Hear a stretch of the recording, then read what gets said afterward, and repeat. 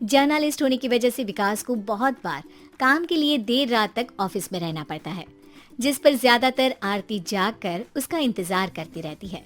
इसी तरह एक रात आरती विकास का इंतजार करते हुए घर की बालकनी में खड़ी होती है। इनकी जॉब तो जैसे मेरी सौतन बन गई है। मुझसे ज्यादा उसी के साथ टाइम स्पेंड करते हैं और हम यहाँ इंतजार करते हुए मर जाएं।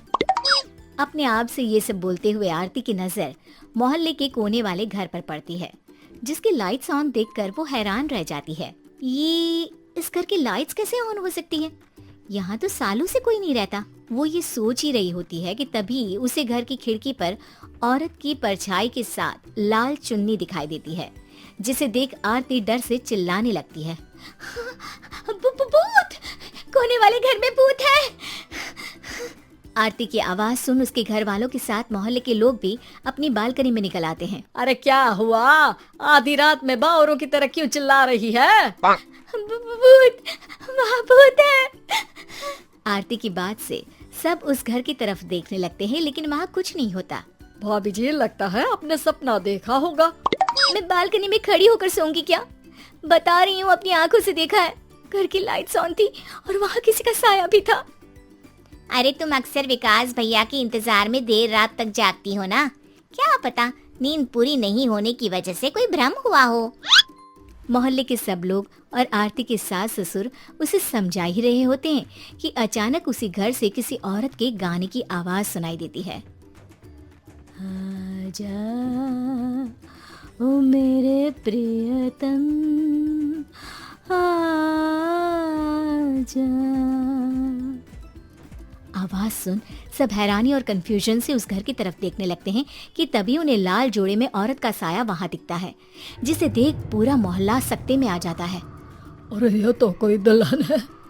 अरे नहीं नहीं, भूत नहीं है। अरे फिर तो पक्का तेरी दुल्हन है। अरे नहीं नहीं, वो तो मायके गई है। हद है, पहले इससे निपट ले, बाद में इस पर डिस्कशन कर लेना। बड़ा भ्रम बोल रहे थे ना, अब फटी ना सबकी। और नहीं नहीं, मैं किसी से नहीं डरता भाभी जी। भूत जैसा कुछ नहीं होता।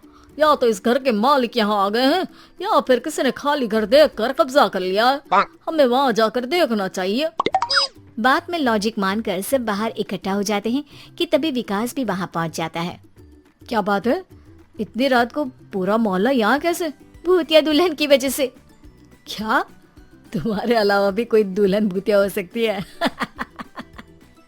इस भूतनी का किस्सा निपटने दो, फिर तुम्हें अपनी भूतनी दिखाती हूँ।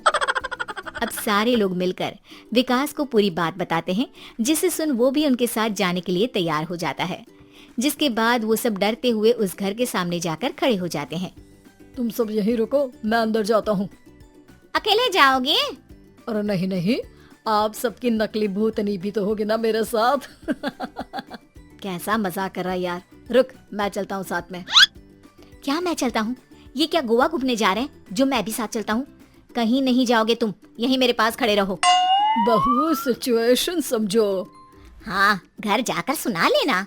हे भगवान, मम्मी तुम किसकी मम्मी हो? ओह, इन्हें सब कुछ अभी करना है क्या?